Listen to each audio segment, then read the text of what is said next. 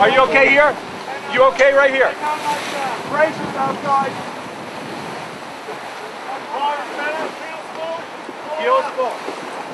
Board up, guys. Stay when, KP? Stay up, stay up. Something's right here, look under. Keep it heeled on. It is shallow here. I see that. I'm heeled over. Oh, is it? This boat's wakes. Yeah, that's wakes. Just keep doing your thing.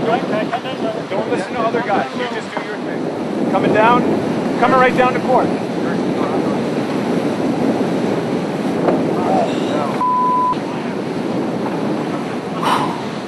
I don't care if there are competitors or not. That is not right. Oh, smokes.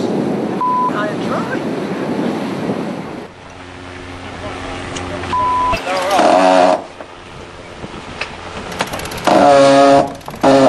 One for Tommy and one for Sci-Fi. Going on a bit. That could have been us. Oh, that guy's on it. Oh, okay, daggerboard properly too. Oh, another might get 17. What's that? Bearing away. So Telefonica Blue just hit the bottom. Pretty big hit. I hope those guys are alright. Rocks. It's all rocks here. This whole country's made of rock. Go fast racing then. Okay, let's think about the field's the next thing, isn't it? Yeah, it is, yeah. So as soon as they move to G1. A hell of a lot of rocks here hidden, little islands around, dotted around.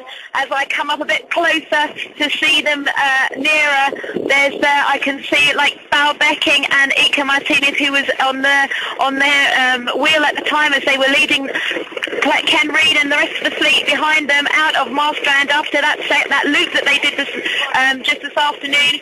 Simon Fisher standing around, almost the crew now busy trying to collect everything up on that boat, but they've not moved an inch since they came to a sudden standstill. They are just standing, the boat swaying around, not being able to move very much. They are the local police, maritime police, and a lot of other spectator boats and some of the shore crews of some of the other teams coming in to see if the guys need a hand with anything. I can see the race official boat is actually our race committee boat has come up closer to the boat with race director Jack Lloyd and some of the team alongside them, having a chat there with Becking to see, I imagine, what is going to be the next move for these guys, because they've been there for minutes now and they are not seeming to be able to get that boat very much more under control, still swaying around quite recklessly, the boat Telefonica Blue.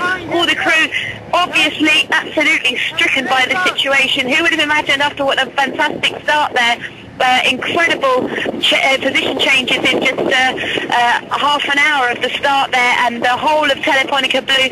See Laurent Page ducking down there under the boom, chatting to his crew member. Geordie Califat, in charge of the sails on that boat, is actually running backwards and forwards trying to get the situation a bit more clear. Xavi Fernandez also alongside there. Jonathan Swain now coming back up on top.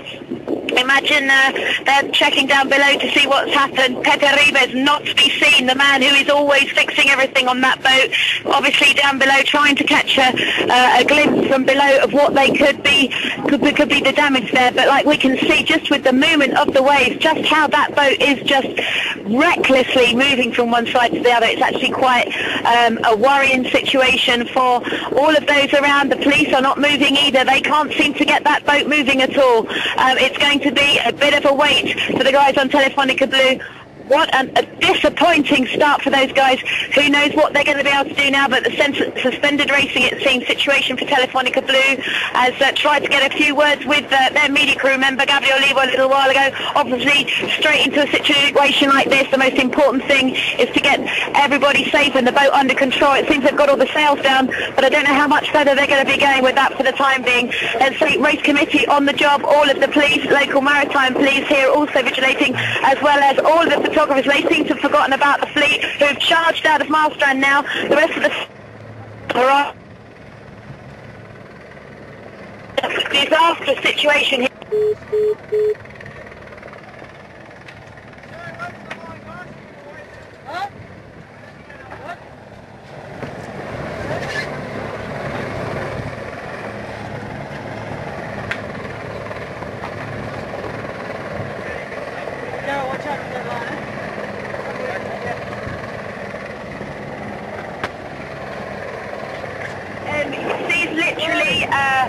all of those number of spectator crew, some of them are press, some of them are just onlookers to come and see what's happened, what has brought this boat to a sudden standstill so dramatically, just after so fantastic start there for the guys, how this could actually end what could possibly be their run for the second position on the leaderboard. There's only a point between them and Puma. It was going to be all about the battle between Telefonica Blue and Puma this leg, and right now it doesn't look like there's going to be very much that Telefonica Blue can do with their situation.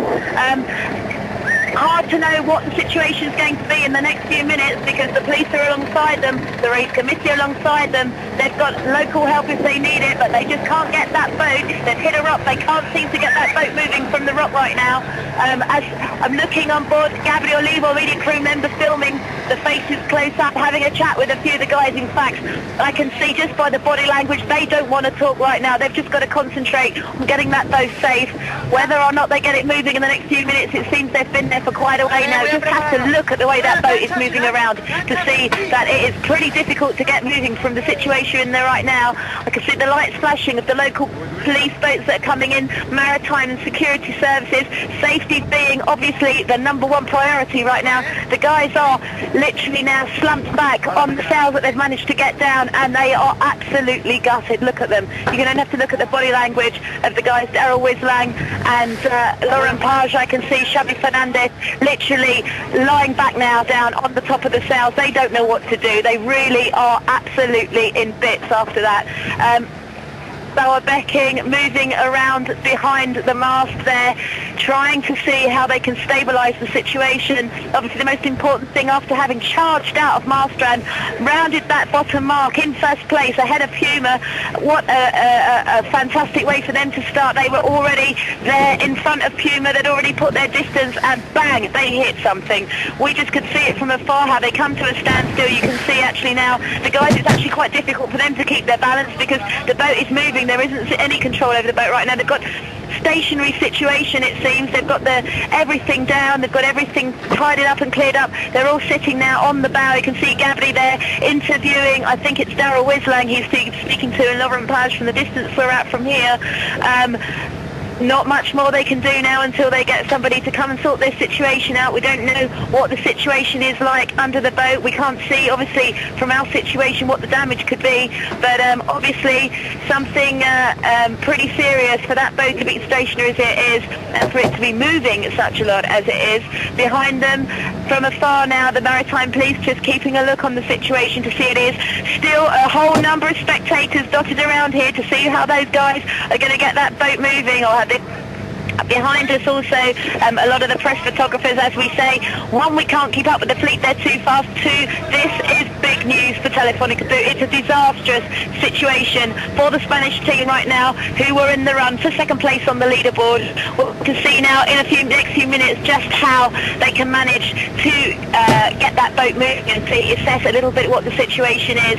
But they are, like I say, in a situation where the team are right now trying to keep themselves busy, to stop, to not think about what the predicament is of the continuation, 1 in this leg and 2 in the race. We'll have to see what comes back. We'll be back to you shortly once we find out a bit more information about the situation.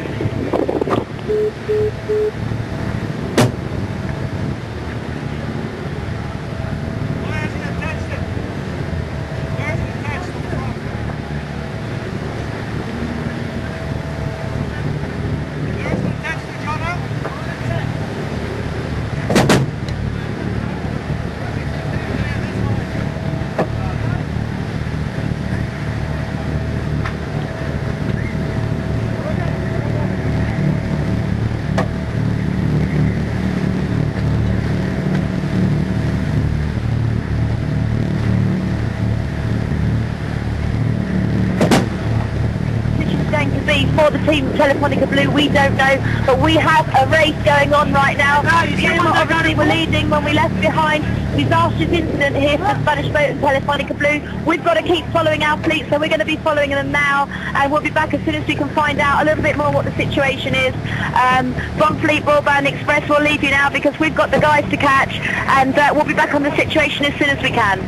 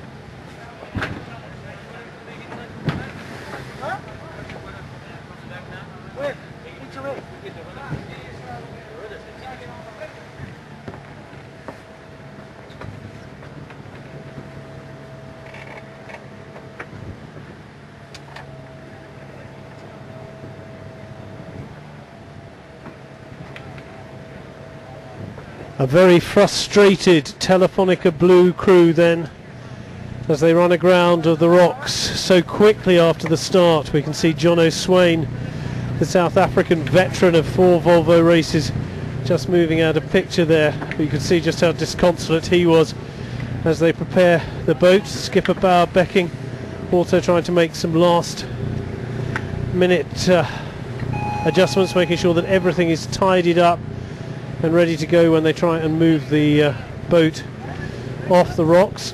He's got his VHF radio with him, as we also can look at Ericsson 4, who were back in 7th place when they were leaving the harbour, and now sadly of course up to 6th, sadly of course, if you're a Telefonica Blue supporter or crew member. So there we have Ericsson 4 moving away from Marstrand on their way to Stockholm. Well, poor Telefonica Blue aren't going anywhere in a hurry. We were just down on the dockside when we bumped into the shore manager for the campaign, Campbell Field, and he was grabbing a rib to try and get out as soon as possible to assess the damage and assess exactly what needs to be done to move the boat off the rocks, which we believe they hit a 1.5 metre rock going at between 15 and 18 knots, and they're not moving much at the moment. It took them a while to get the sail down and set and tucked away, but they've managed to do that now. Bauer Becking still trying to sort out exactly what is going on,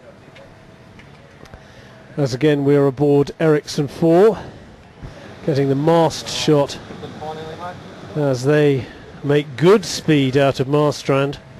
The moment the boats got round the bottom mark and headed off, suddenly the wind picked up, and it was moments after that that Telefonica Blue came unstuck. Daryl Wislang, the bowman, making his way towards the back of the boat to talk to Bauer Becking, the skipper, who has instructions for him. Daryl, who was left hanging over the side of the boat by just his feet on the last leg before his teammate Pablo Arati dragged him, got hold of him and pulled him back on board. But he'd like to be moving somewhere now. John O'Swain coming back into shot, adjusting sunglasses and just assessing the damage really and trying to find out what's going on. Something is occurring. You can hear the banging and creaking.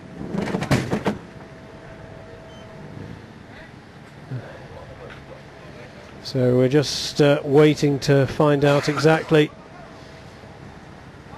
when Telefonica Blue will be able to move again and free.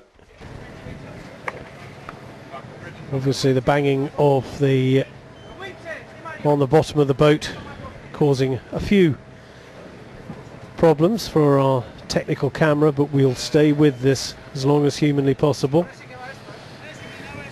Simon Fisher, who just came back on board as navigator after missing the last 2 legs. What a start for the man known as Sci-Fi. Must be a horrible moment when you're the navigator, and this happens. He was brought in for his import expertise. He's been the navigator and helped with the tactics on all the import races so far for Telefonica Blue, and we know how successful they have been so far. Gabriele Olivo, the onboard media cameraman, much prefer to be taking shots of the boat moving very fast indeed. They were at the head of the fleet, of course. They were leading on their way out of Marstrand. Not the first time in this race that Telefonica Blue have run afoul of local rocks in Qingdao in China. Just before the start of leg 5, literally moments before the start gun, they ran into trouble there and had to go back into port, and started nearly 24 hours later than the rest of the fleet eventually, once the keel had been checked for any damage. So it's been a problem throughout, on one or two occasions throughout this race for Telefonica Blue. Well, they say lightning doesn't strike twice. Rocks sadly have for the blue team, and we just hope everyone seems to be okay. That is the main thing. We're back aboard Telefonica 4. We're back aboard Ericsson 4 as well, who you can see in the corner. Comfortably set now. Torben Grail at the wheel, just seeing his side team away from Marstrand. And I understand that your regular .tv commentator, Peter Rush, has now made his way to the scene and is aboard the Fleet Broadband Express, which is the boat you can see in the back of the picture with the yellow flag. And Peter, have you been able to assess what's occurring on the water out there at the moment? We're here under happier circumstances. The boat is very hard aground, and I'm not sure the camera angles that you're getting, but there's a big pilot boat behind Telefonica Blue right now. They had a line on board. They were trying to tow Telefonica Blue backwards off the rock, and they ended up pulling the winch off of the deck. That's how hard aground the boat is right now. There's a police boat making its way in there now closely as well. But certainly this is a really, really bad circumstance for Telefonica Blue. I guess that goes without saying. But it's been hard aground in a heavy swell for quite an amount of time. And just watching the boat roaring up and down, you know, it's like a wounded elephant or something. It's a massive boat on a rock in 1 meter swells bouncing up and down. It's just terrible, Guy. As that's the strange thing with the pictures, Peter, because the pictures are coming from the boat. The boat's steady, so we're not really getting an idea perhaps of the swell that you can see around it. We certainly heard the attempts of the pilot boat to pull Telefonica Blue off the rocks, and obviously wondered why that had ceased. And now you, of course, have made us aware of the fact that the winch came off as they were trying to do it. And what else can they try, Peter? And also, of course, this is a pit stop. How much outside assistance can they have? Well, I think at this stage they're not worried about the racing rules and what possible penalties they might from a jury or anything like that. I think the circumstances now are just to try and ensure the safety of the boat and eyes on it. That's sort of how quickly this has turned into a dire circumstance. I mean, traditionally, one of the things I can't tell from here is where the keel is positioned, whether it's over or not. Because traditionally, in a fixed keel boat, one of the first things you would do is take a line from the mast, keel the boat over, and in doing so, you'd be bringing the keel up and hope to tow it off then. I'm not sure if that's something they can try with this, but with the canted keel, that might be what's preventing them from doing so. But they've got another line on one of the smaller ribs now, one of the race committee ribs, and there's 3 boats standing to attention, 4 now actually, 2 Coast Guard, the police, and the original pilot boat. But the boat hasn't moved since I've been out here about 15 minutes now. It's just sitting on its keel on the rock. Boy, it's really, really hard aground. Well, extraordinary circumstances surrounding this. We knew that there were plenty of hidden rocks around the coast of Sweden. We weren't expecting to see one quite so quickly, and the worst possible start for Telefonica Blue, and we just hope that the boat is okay and will be able to be safely taken off the rocks. Peter, what have you made of the help that has made its way out to Telefonica Blue? It does seem as if everything got there very quickly indeed. Well, certainly it has, and I know from my circumstance just coming out from the race village, you know, they're not even a mile out of the race village, or if they are, it's barely a mile. It's certainly well within sight is the capital where you are, Guy, and it's very, very unfortunate it's happened, as you said, quite so quickly and so soon. The boat's now pointing back in towards you, so it has spun around. Whether that was in the initial grounding or whether that's been in the effort to try and pull it off the rock, I'm not sure. But since I've been out, it hasn't turned at all. It's pointing in towards you at the castle. That's the opposite direction that they would have been. They've got, obviously, both the sails down now, but it is, even as we speak, tilted over on quite an angle. It is heeling over.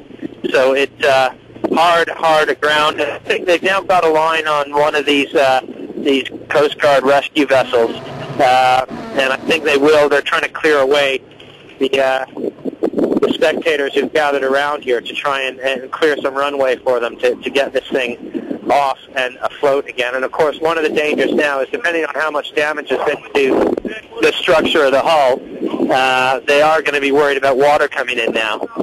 We can actually see the boat from our position here at the castle, and it is, you're right, you can see just how far it is heeled over at the moment. We can see the small armada of help boats and press boats around. I can see Pepe Ribeth on the pictures here, just at the winch, trying to get everything set. So they're in exactly the right position for when they do attempt the latest try to get them off this rock. And it's one of those very strange juxtapositions. Now they do have it under tow now. The boat's turning. Oh, and the noise is just horrid, Guy. It really is horrible. And I think they've lost that line again. Do they still have it?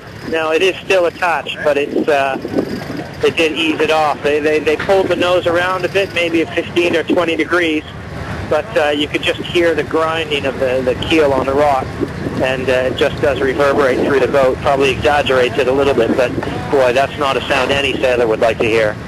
No, you could see the guys were hoping for the best on that particular occasion, and now there are 2 or 3 of them looking over the side of the boat, just wondering what they need to do. I guess someone can go down and have a look at some stage, if the worst comes to the worst.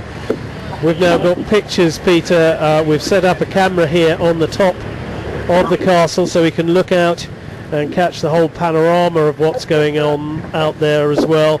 And in an inset we actually have the onboard camera going as well, and suddenly we have a deserted boat. There's no one, well, one person on the deck of Telefonica Blue at the moment, and now he is going down. I think it was Simon Fisher who was making his way down below, and so obviously some kind of meeting is now taking place to try and talk through the next set of options, but we can still see that line attached to the rib.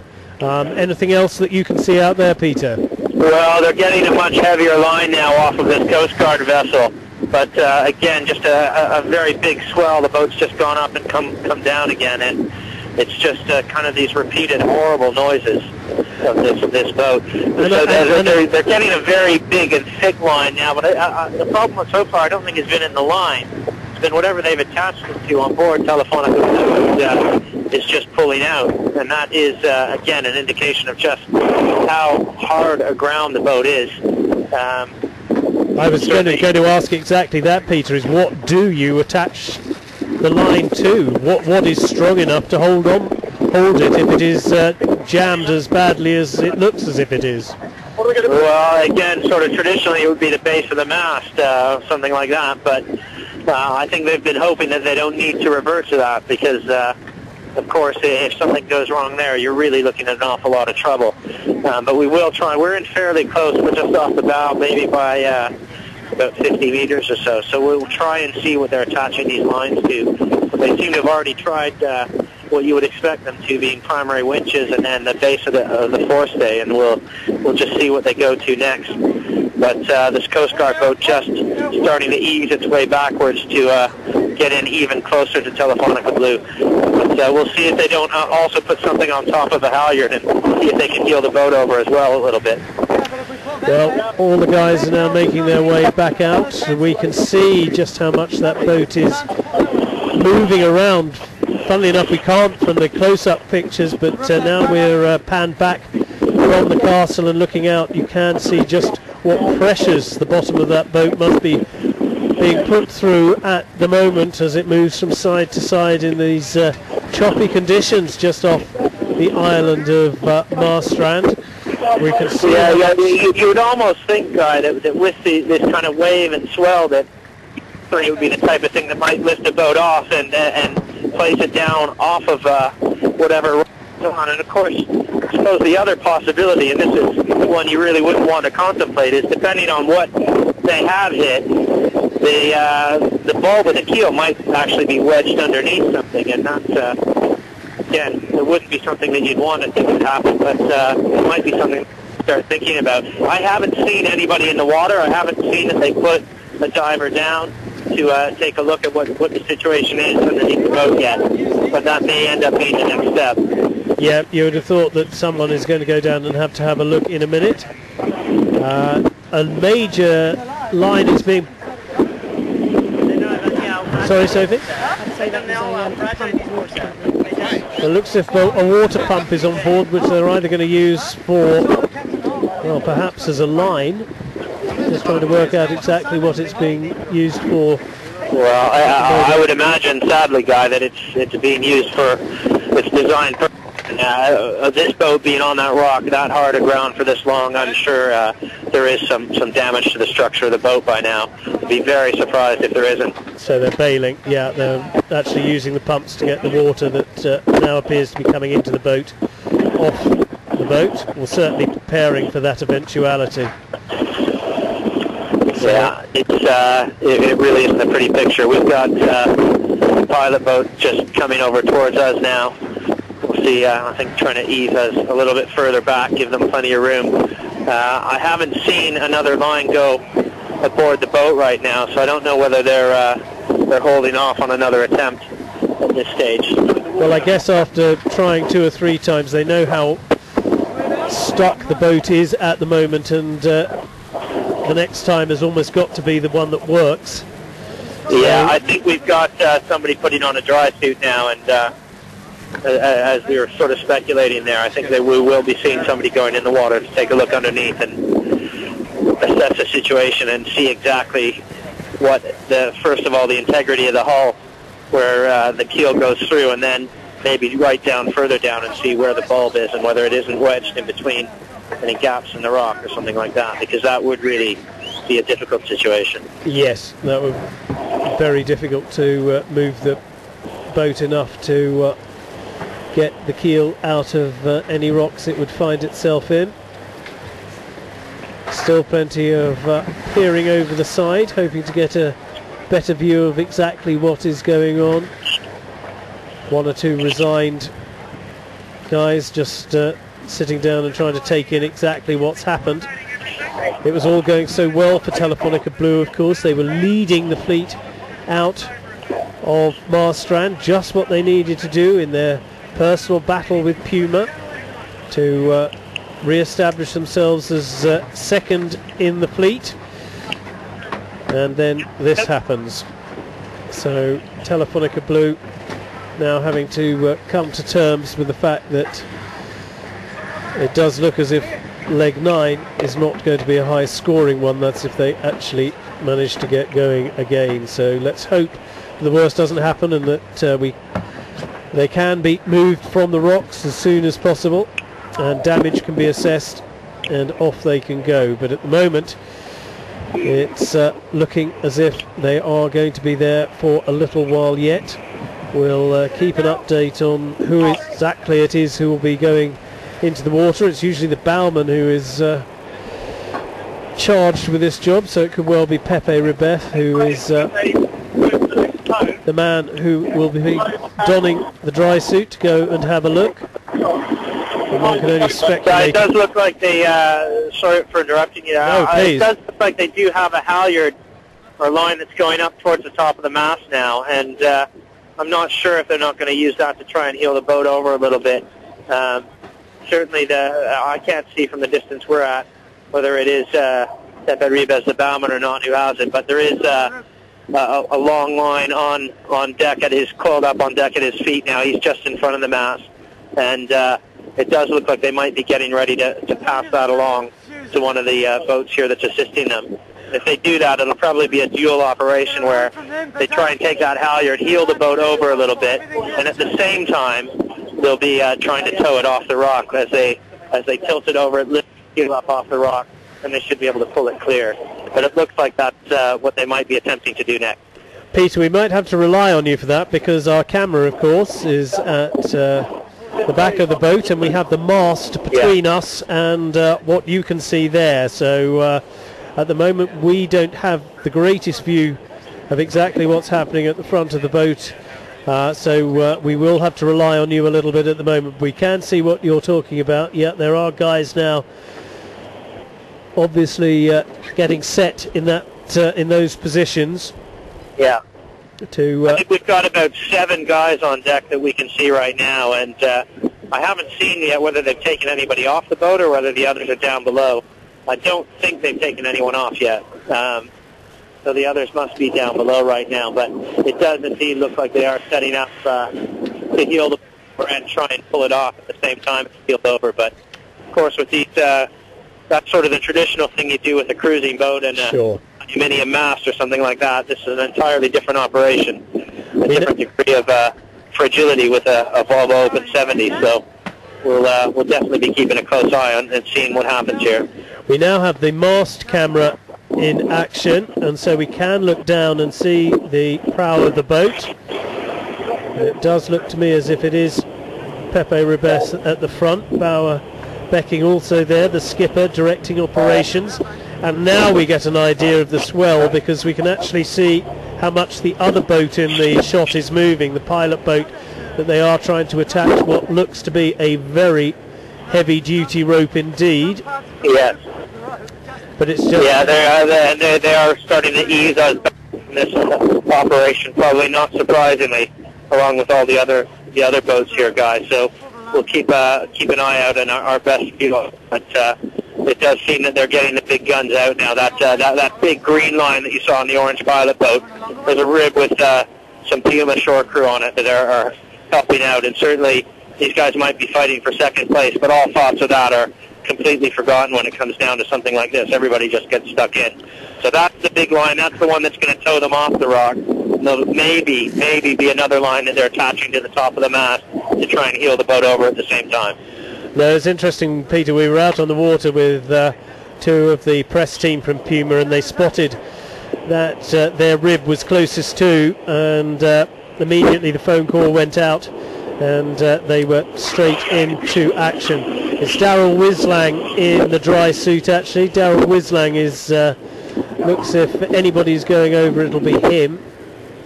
So, well, he's used to hanging off the boat. That's what he was doing in the last leg by his feet.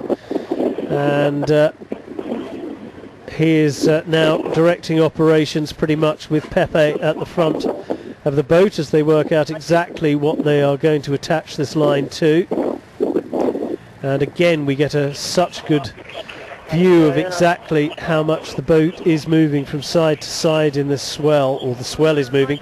Do you have any idea, Peter, of out there of tide and whether that's going to have any impact at all? I don't think tide is going to be a major factor either in helping them or hindering them here. The swell, if you were sailing, you wouldn't say it's that big a swell. It's maybe only a meter and a half. But when that's constantly lifting your boat up and putting it back down on top of a rock, it's certainly plenty. And every time this boat moves, when it's on the rock, it's just increasing the stresses and potentially the damage that's being done to it, unfortunately. So it is critical that they try and get the boat free and floating as fast as they can, and it looks like they're lining up for another attempt at that just now. Yeah, they are. It does look as if they have attached that rope to the mast, I'm guessing. We're just losing, because we've got the mast camera, we're looking down at the front of the boat, but it does looking at that rope as if it is attached somewhere near the mast. Obviously the pilot boat hasn't made that attempt yet. I think there are several other things that the guys want to make sure are in position before they try anything like that. I think they're just taking up some tension on the line they've got on the bow of the boat now, and it's just pulled out of the water. They are putting that under tension now, and let's see what happens.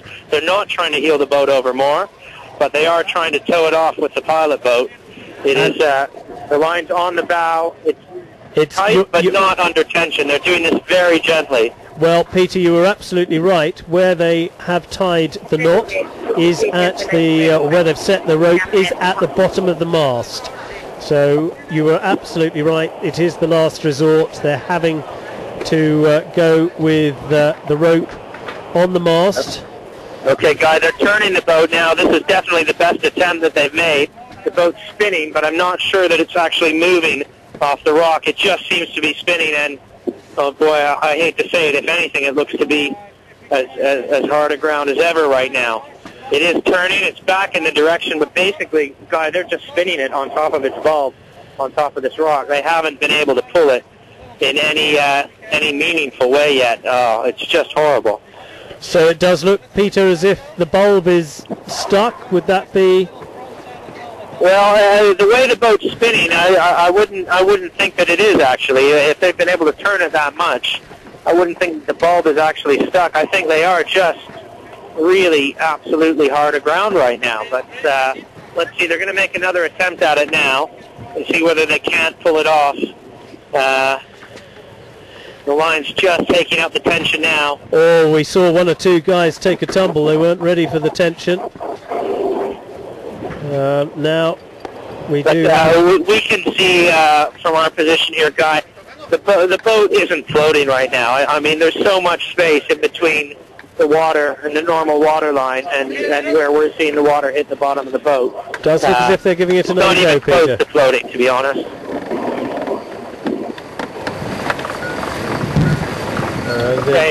This is another attempt. And this may be the way they try and heel the boat over with the actual sail.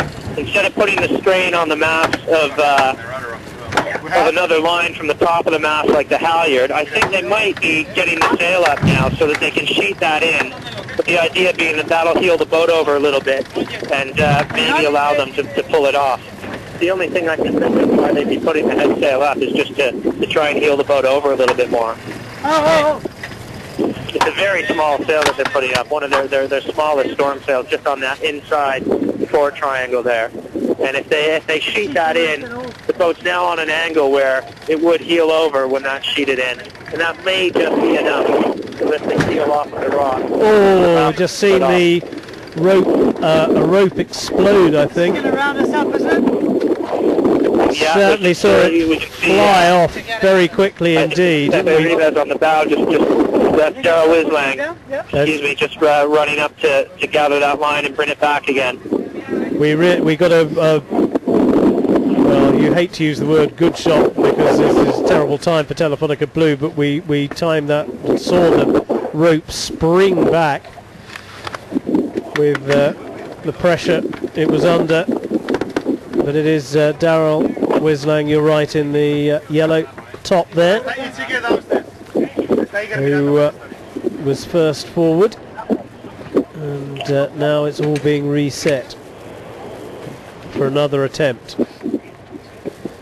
Yeah, well, they do have the head sails up. They've sheeted it on a little bit. They'll probably, I would imagine, try and wind those sheets in a little bit more before they make another go at towing it off.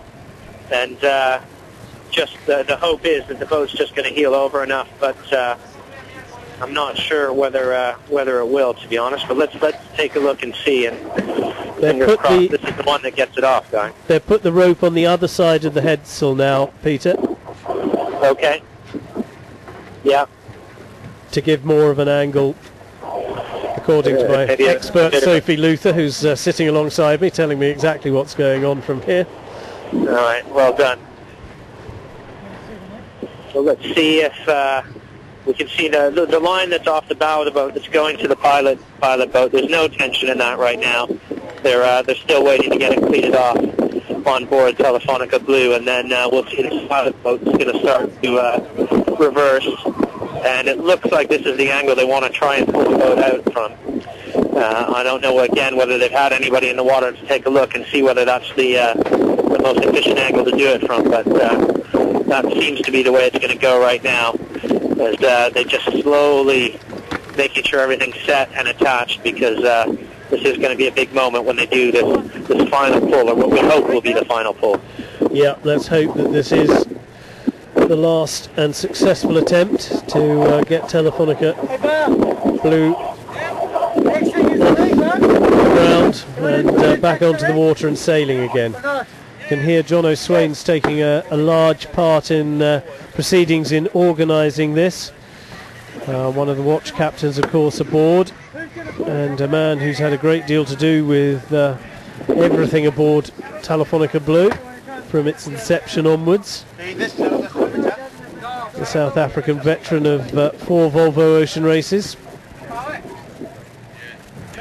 Bauerbeking, the skipper, also there or thereabouts, having a word with Simon Fisher, the navigator.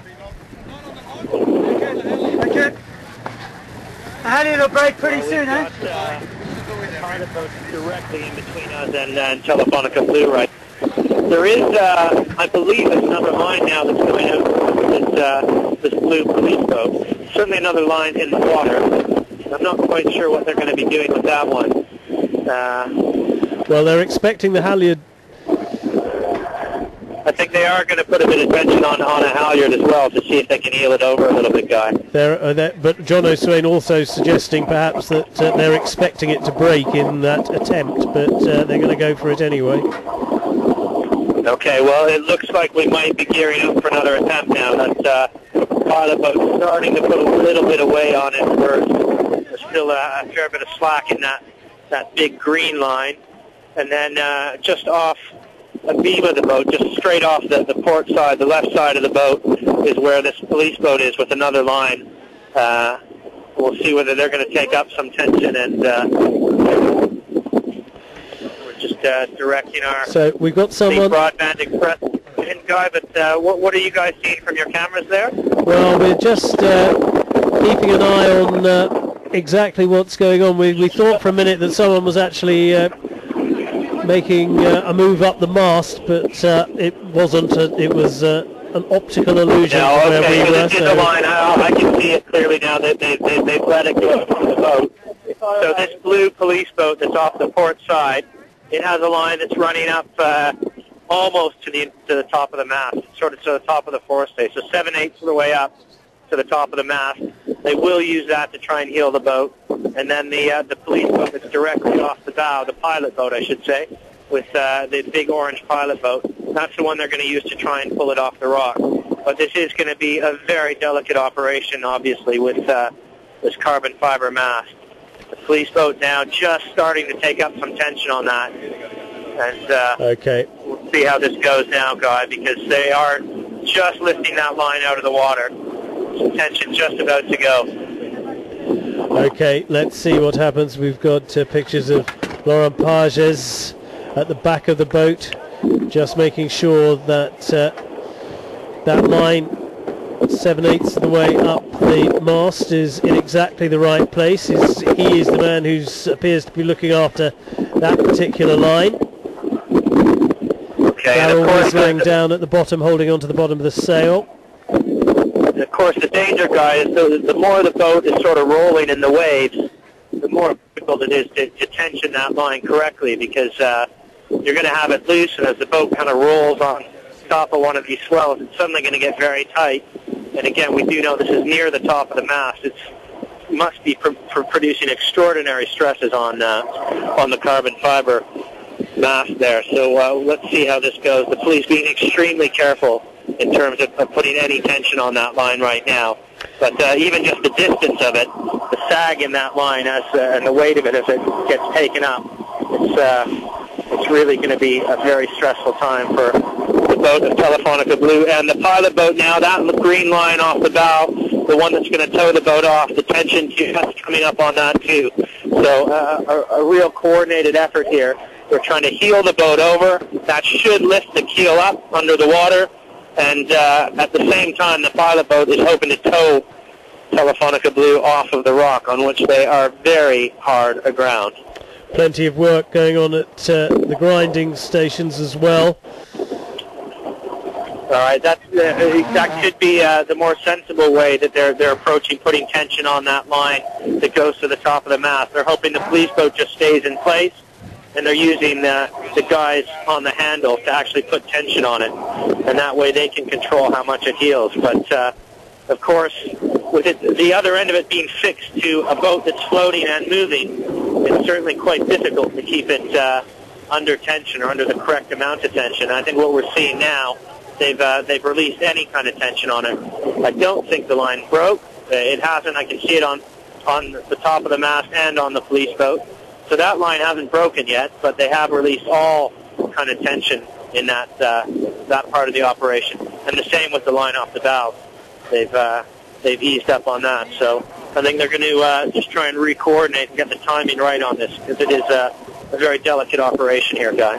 Yeah, we're now with the camera at the top of the mast spinning around the boat, and the guys do appear to be taking 5 and preparing themselves for the next attempt to get the stricken Telefonica Blue away from the rocks here in Marstrand and back out to sea. But as Peter Rush out on the water has been saying, the longer the boat is stuck like this, well, the more damage that can be done. We have seen the hose pipes coming out as well, just in case they do start taking water on board and need to pump it off in a hurry. And the boat is still flapping around in the 1.5 metre swell out there. We're now looking from the castle out towards the boat, and all the other craft around at the moment trying to help out. As Peter's been telling us, there's a police boat there as well, Coast Guards, other support from the shore crews of other teams to try and help Telefonica Blue at this time. Pepe Rivera has hardly left his berth at the prow of the boat, but now he and Darryl Wislang are again taking that big green rope back to the mast for another attempt by the looks of things. So, the other thing that you say out here, even just in the time that I've been out, the wind is certainly increasing. I think this is the faded sea breeze that we were all talking about, and this is more maybe the condition that some getters were expecting to be starting this race in, where it's definitely a solid 12 to 15 knots now, with white caps out everywhere. It's only going to increase the sea state and really make this a little bit more complicated and difficult than it already is. So that's not good news for the guys on Telefonica Blue right now either. well, Peter, I understand we might have to let you go in 5 minutes or so. Well, hopefully you'll be able to stay for one more attempt, because obviously you're aboard the boat that is supposed to be staying with the rest of the fleet all the way to Stockholm. So we can't, if the wind is getting up, we can't let them get too far ahead. But no, indeed, and every minute here is a tenth of a mile that those guys are racing away from us. But you let us know. You let us know when you have to go. But this is certainly the moment. We've got the photographers and cameramen on board here as well. Want to see another attempt and really see this boat free. So it looks like they're going for another shot at it now. They're starting to put a bit of tension on the halyard, the one that's going to heel the boat over, and just slowly taking up tension now, Guy, on the bow line on the front. So again, just trying to coordinate the efforts here. But if they are able to heel it over a little bit more and give it a tug at the same time, that's going to be the move that gets the boat free of the rock. Jono Swain keeping a very close eye on all elements of the proceedings. Casting an eye towards that rope that is higher up on the mast to try and keel the boat over first before they pull her off. Okay, there's tension in both lines now, guys. There's definitely tension in both lines. We're starting to spin the boat around with the pilot boat again. That's how hard aground it is. And they've also backwinded the headsail. It means they're pulling that jib that's up, that small jib, on the wrong side of the boat. The idea being that it will also help to keel the boat a little bit, maybe spin it around a tiny bit. We've got tension in all these lines, but it's still not free, Guy. Well, so Pepe Ribes has run more of a tug on that halyard on the mast to try and heel it over more. Pepe Ribes has just given the thumbs up that there can be more pressure. He's just gone and checked it. So it does seem as if they will be trying again. They're giving another good tug at it now, Guy. Oh, the noise is terrible. Still not there. Unbelievable. We can hear the sounds of the boat groaning as she's forced against those rocks. And it looks like the green line is broken. They have moved it this time, Guy. They have dragged it further along the rock.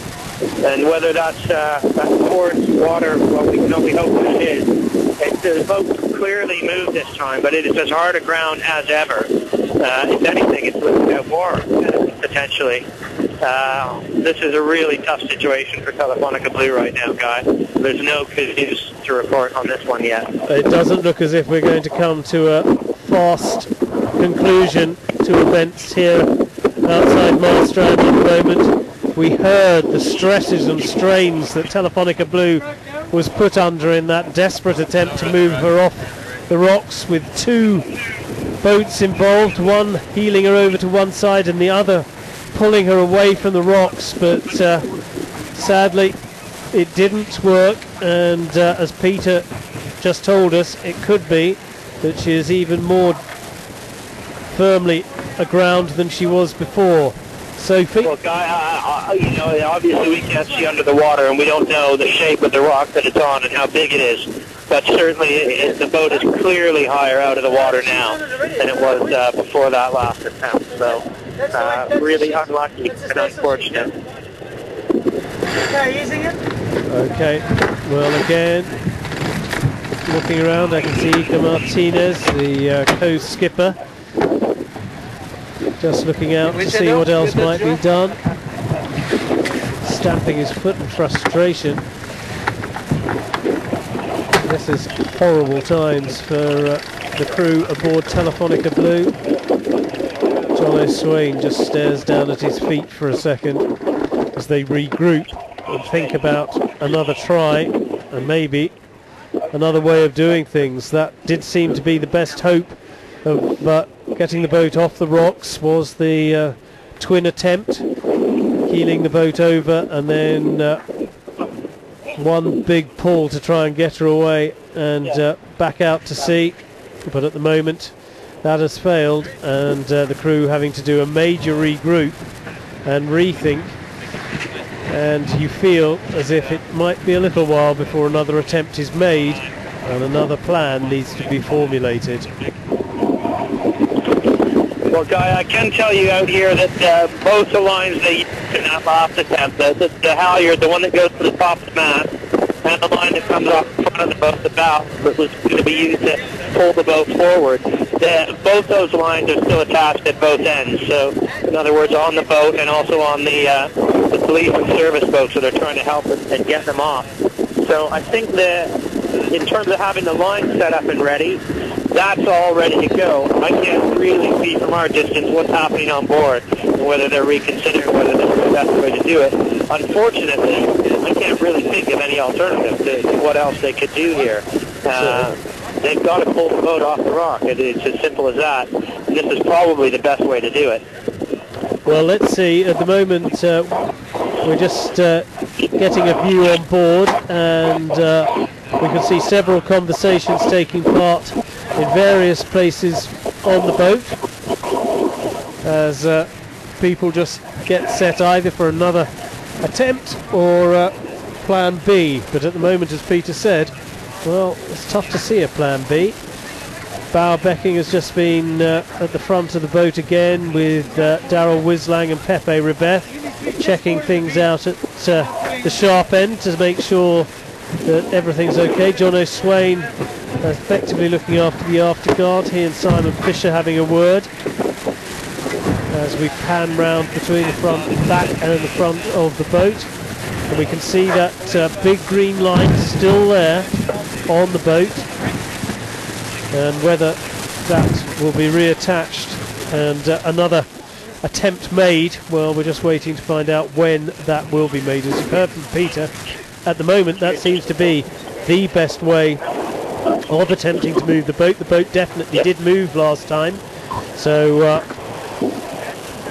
yeah, it clearly moved, and it looks like about to get another go at it. Certainly the pilot boat with the line on the bow is starting to reverse towards us, just slowly taking up tension on that line. The halyard one, the guy, the one running to the police boat, there's no tension on that at this stage, so maybe a false alarm there in terms of them getting going. They have eased eased off again. The guys reconsider what to do, but again, alternatives are starting to be thin on the ground, guy. I can't really think of what else they can do here, apart from heel the boat over and try and pull it off. Yeah, well, still conversations going on, but the way people are looking, they're looking at all the same places again, and you feel that they think the same way as you, Peter, that this is the way to go, and I think they're just looking and see whether they can do more with the sail to help at this point. Certainly, that could be. They have actually just they've taken up tension again on that line that runs to the top of the mast. They are just starting to pull the boat over now. There's definitely tension in that line. The boat's heeling over a little bit more. Again, the danger being they don't want to obviously break the mast. The pilot boat with the line on the bow, that line is tense now as well. So it looks like we're about to have another go at it. But they really do need to pull the boat over a little bit more, get it heeling over more. That'll lift the keel out, allow it to float, and then pull it free. And that's just about what they're trying to do now. Well, let's keep an eye on events on board. Just find out if the guys are taking their places. They are at the grinders again, so it does look as if they are ready for another go. That seems to be, Peter, you're exactly right. Everyone is in position again, and they're just now checking to make sure everything is right to try and do this again. Yeah, here we go, Guy. We can actually listen to some of the guys talking on board. Jono Swain certainly in control of the back part of the boat. Just lost him for a second there, Peter. Sorry, he was just shouting out some instructions. They are definitely having another go at it now, Guy, and just more and more tension coming on that line going to the mast, and that's the right order. They do need to get the boat heeling over before they give it another tug. You can hear the combination of languages aboard as well, some Spanish.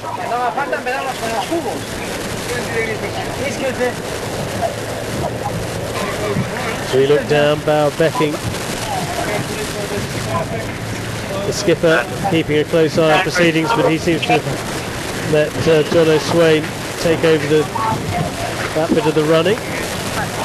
Gabriele Olivo, the media crew member, making sure that the pictures also will stay with us after this incident.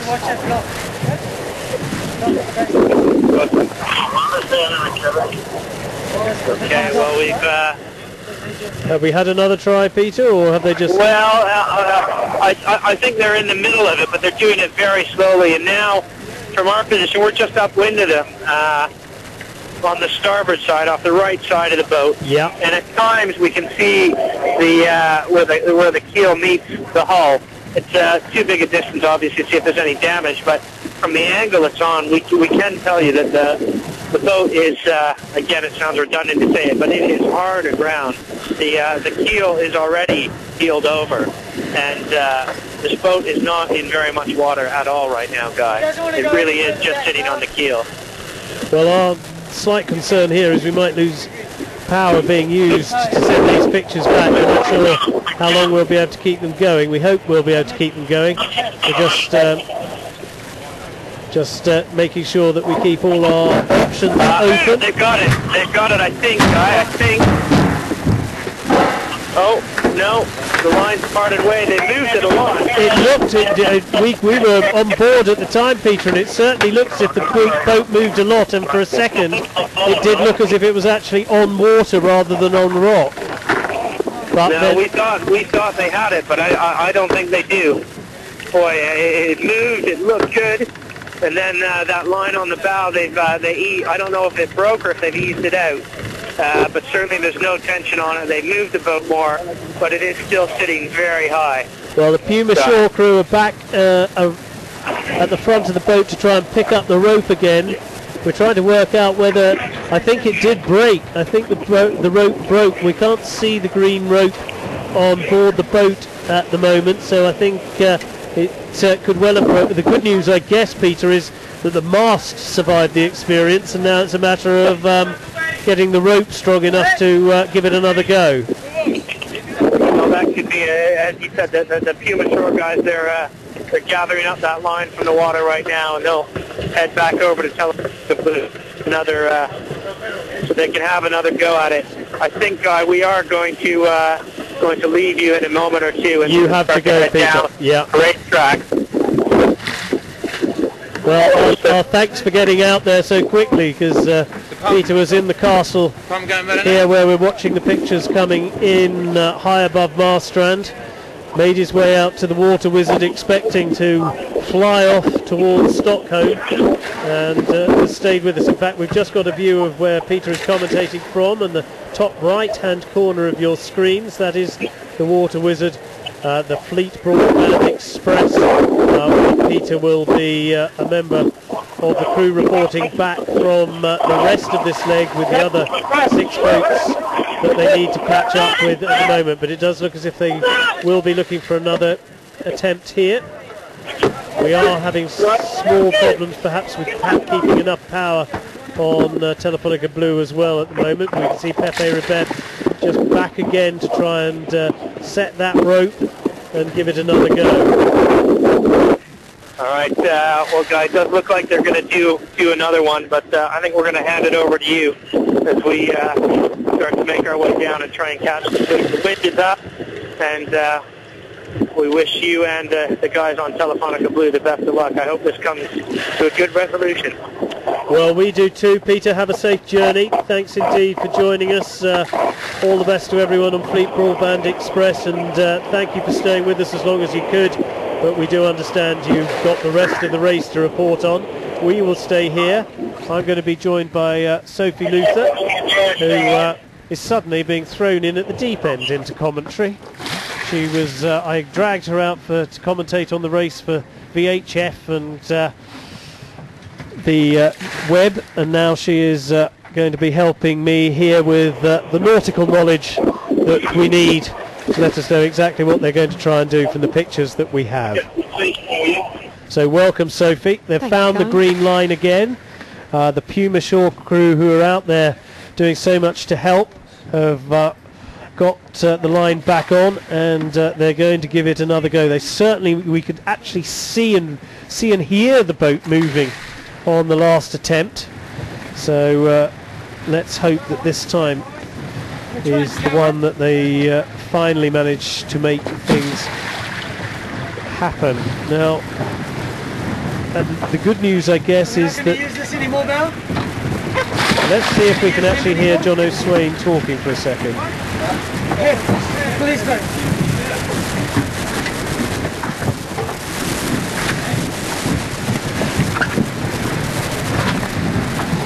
Whenever we do that, he moves away from the microphone. We'll try and pick him up again. If I hear him talking, I will shut up more quickly next time, because he is, Jono Swain is giving out instructions, and certainly there was something there. He said, do you want to try that one again, Bauer, or not? Not quite sure what the answer was, but we shall try and make out. Sophie. Yeah, Bowles actually stood there just by the on the starboard hand side of the boat, just below our view here, and seems to be having quite a conversation about what they're planning. But they seem to have got the green line tied back on.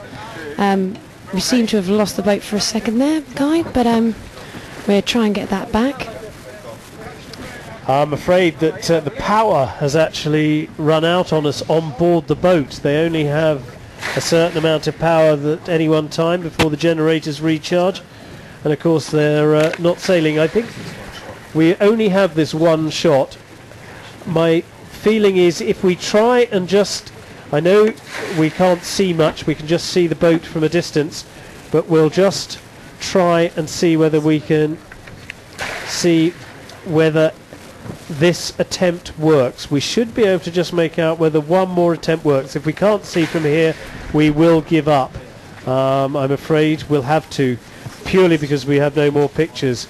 But we will try and just see whether this last attempt from our camera that was swiftly placed on top of the castle here on Marstrand Island, whether it works or not. So Sophie, we can still see the police boat there, we can see the pilot boat there. Again, they're going to try and put the boat over to its side, free the keel as much as possible, and then give it one more push. In fact, we may have some pictures back, I understand. Yeah, Guy, we seem to have got her back again. Well, just wait until it comes up on the big screen. Yeah, there we go. So, we will hopefully be able to stay for this one more attempt. They look like they're preparing for something, Guy. They do. This is usually the sign once the guys are on the grinding pedestals and John O'Swain's getting a good eye of what's happening on the mast. Pepe and Darryl get set at the front of the boat.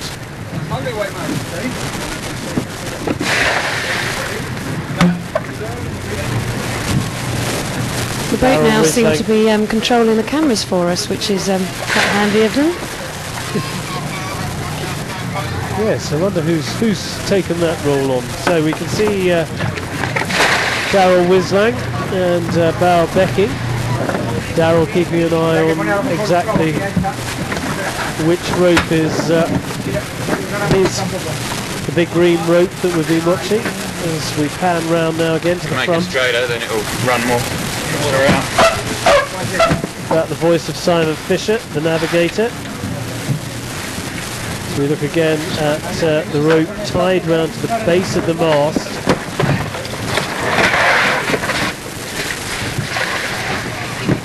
As the boat's coming round again, we can't quite see if it's gone tight, but it certainly looks like they've got some tension on it. It does. You can usually start to hear when the attempt is being made. And like a stricken large beast, Telefonica Blue begins to groan when she's put under the stresses and strains of G-force needed to sort of pull her off these rocks. It's running better now. Oh, we can hear Simon Fisher. Again. He could be in the nav station, Guy. Maybe that's what's occurring. Let's see if we can pick up again. They seem to be giving it another go by the sounds. They might be free. They might. Are they free? Looks as if they've certainly moved a lot. There's been a leap for the wheel as well. See guys making their way forward. I'm just trying to make out whether they're actually moving through the water. I don't think they are. Are they? No, they still appear to be stuck. We're now looking at but that was so close, so close. No, Guy, they might be moving forward. Free. Are they moving? I'm trying to work out from the wave whether they're moving forward. Certainly seems to be now. I think they're trying to work out if they're moving forward. They're certainly letting go of the green line on the bow. Are they actually moving? And now we go to our camera from the top here. It's still difficult to tell. They certainly moved a long way. I think they're moving, though. Bow's certainly... Oh, there's a thumbs up from Ika Martinez. And Bow does seem to be driving the boat. Yeah, we can see spray. John O'Swain looks happier with life.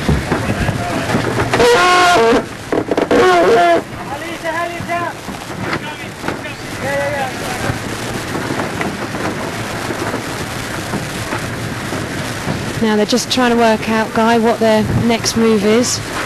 Do they try and get pulled in, or do they try the engine? They probably just try to work out quite the next step, exactly what damage they've done. They won't have escaped unscathed, will they? There will be something that they'll need to do.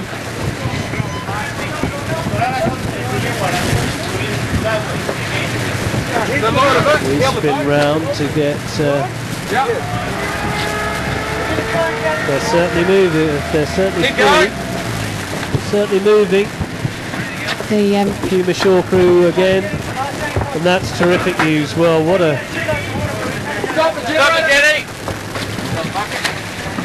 Let's just listen to the orders coming aboard the boat.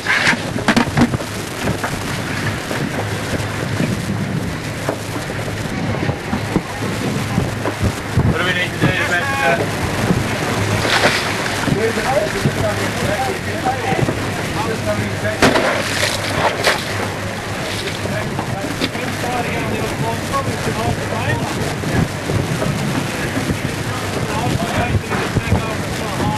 certainly looks like the Puma Shore crew gave them back a line they were obviously using to pull the boat with.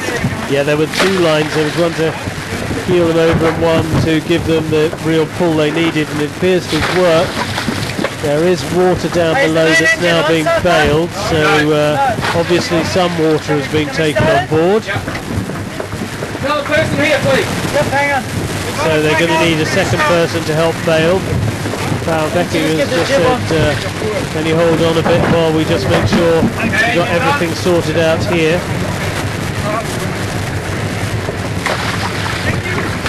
There certainly is a lot of water being bucketed out of there. Well, the great news is we can now see Telefonica Blue moving away from the shoreline. We need to keep it leaned over when we tank. And I imagine way we are. Otherwise we fill up the where she electric headed. box.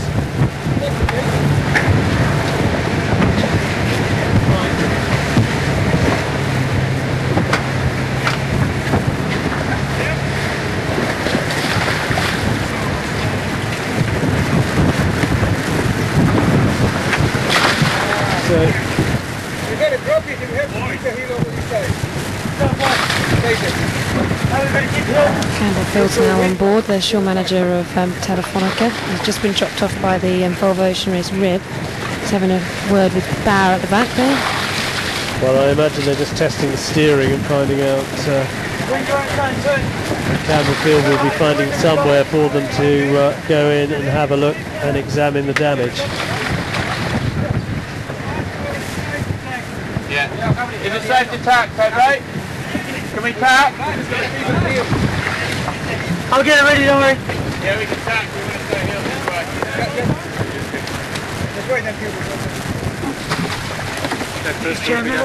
So Pepe, who looks after the canting keel, is obviously happy that it's working, so they can...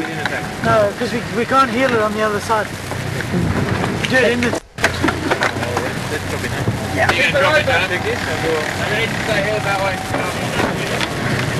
It seems as if Jono's saying that they can't heel the canting keel the other way, so they're just trying to work out if they can tack or not at the moment. At the moment, I think they can tack, but Simon Fisher just making doubly short. So they have suffered some damage to the keel by the sounds of things. We are making, well, in my case, not a very educated guess, but in Sophie's a slightly more educated guess. We try to... Only slightly. We try to put the boat front. Yeah, hang on. I'd say that was the sound of a keel ram going there, Guy. Yep. And the boat seems to be righting itself a little more from the angle that we've got here.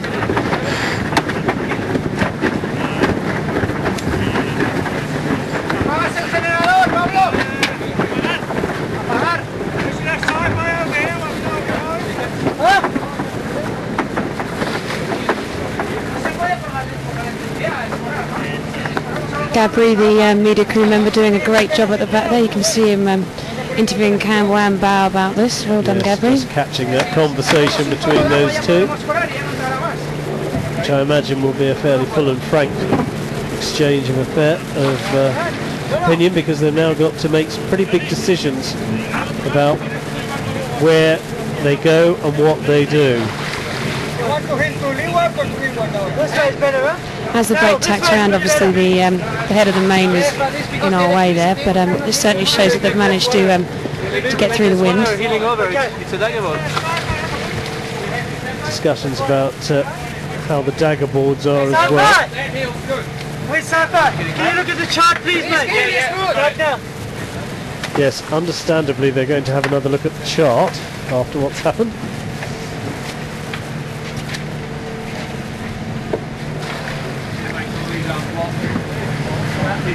Still walking?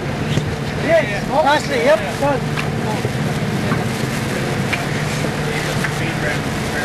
So the good news is Telefonica Blue are moving again.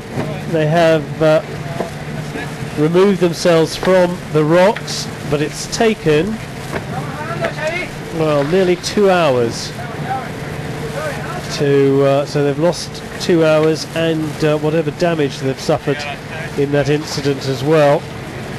So this is going to be a tough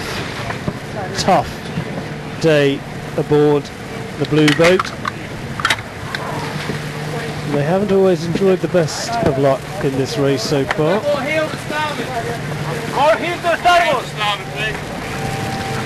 I think they're probably trying to heel the boat to get all the water down on the starboard side now, so they can bail it out more efficiently. I'm imagining. I don't think they want too much though now. Because there's certainly still buckets being brought up on deck.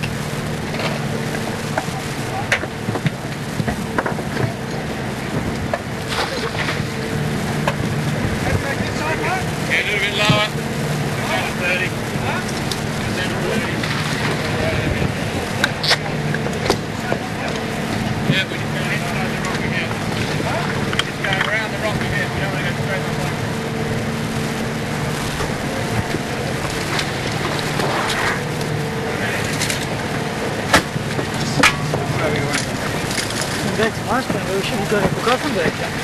Should go straight to Gothenburg. So there's Campbellfield there having a chat with Laurent Page, the French sailor on board Telefonica Blue.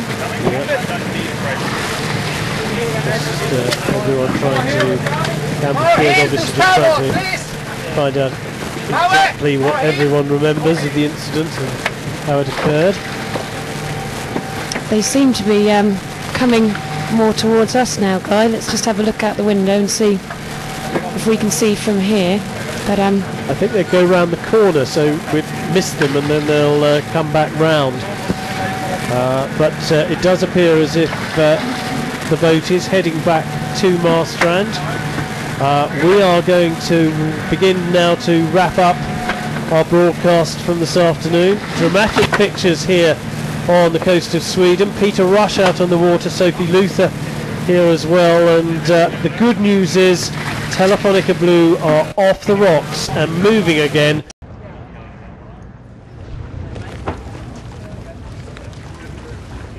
Sailing along under a code 0 and a staysail, and they basically just have cleared the leeward mark by roughly 1.5 to 2 miles and doing about 16-17 knots, and yeah, and basically hit a rock straight on.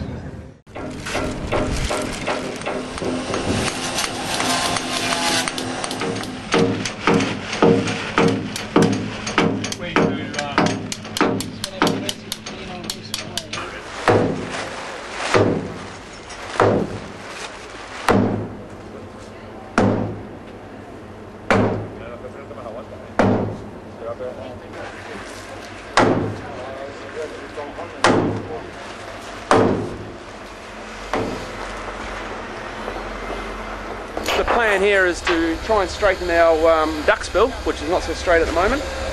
And we're just going to use the oversized piece of machinery to try and gently manipulate it back into place.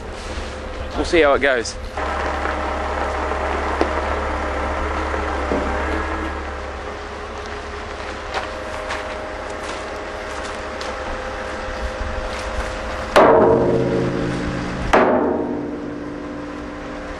Well, the problem is that to bend the tip down, like we've got big force over here from the big Volvo digger, but it's just too stiff, so probably just heating it up like really warm will make it the material a bit softer. We know lead is quite soft by itself. Just softening it up, that we probably can bend the last half a meter a little easier down.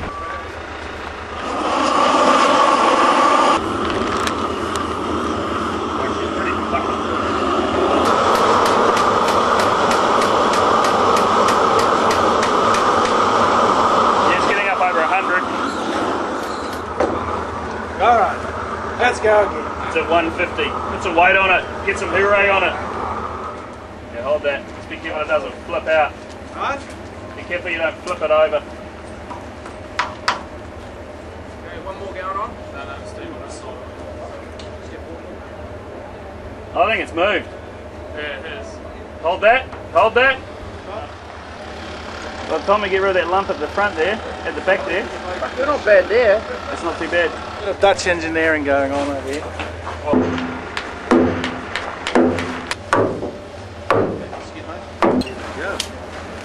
Half a mil to go. Okay.